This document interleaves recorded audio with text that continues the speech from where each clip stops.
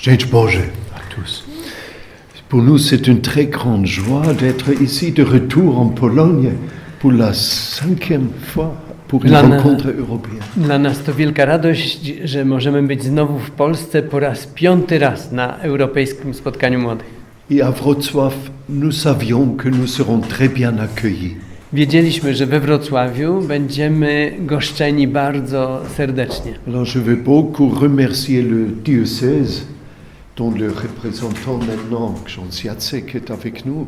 Chciałbym najpierw bardzo serdecznie podziękować diecezji, którą reprezentuje ksiądz Jacek, Et aussi la ville de Wrocław. a także miastu Wrocław, Monsieur Radek Michalik, merci beaucoup pour la collaboration. które reprezentuje pan Radek Michalski. I dziękujemy za znakomitą współpracę. Alors nous vivons un pèlerinage de confiance, ce n'est pas seulement un congrès, mais un pèlerinage. Dla nas to jest pielgrzymka zaufania, to jest pielgrzymka, a nie kongres. Et le thème c'est, vous le savez, c'est toujours en route, jamais déraciné. I tematem tego spotkania jest, już Państwo znają, zawsze w drodze, nigdy nie wykorzenieni. La foi en Christ nous donne pas seulement une sécurité, mais nous donne le courage de nous mettre en route. Wiara w Chrystusa daje nam nie tylko jakąś pewność, ale także odwagę, by wyruszyć w drogę. Alors c'est d'abord un pèlerinage intérieur. Najpierw to dla nas pielgrzymka wewnętrzna. Quitter la peur Porzucić strach, pour entrer dans la confiance. aby wkroczyć na drogę zaufania. Confiance en Dieu. Zaufania Bogu, Que Dieu est avec nous aussi dans un moment de l'histoire où la peur grandit maintenant. że Bóg jest z nami także w momencie, kiedy lęki są wielkie, powiększają się. Et Dieu est avec nous aussi maintenant dans un moment où nous cherchons à nouveau comment construire la confiance en Europe. Bóg jest z nami także teraz, kiedy szukamy na nowo, jak budować Europę. Alors nous sommes très reconnaissants que tous les jeunes qui viennent seront accueillis dans les maisons, dans les familles. Jesteśmy bardzo wdzięczni za to, że wszyscy młodzi, którzy tu przyjadą, będą goszczeni u rodzin, u mieszkańców. Et ça c'est un grand signe de l'évangile.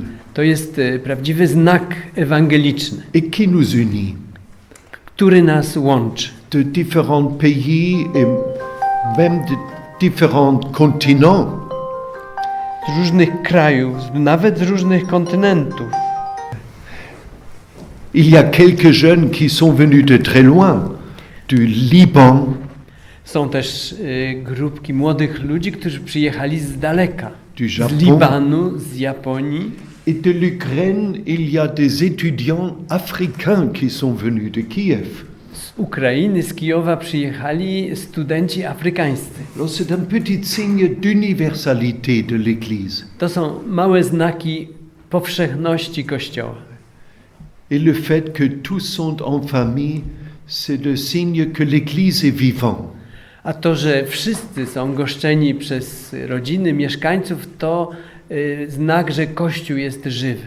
Et c'est un signe de unité.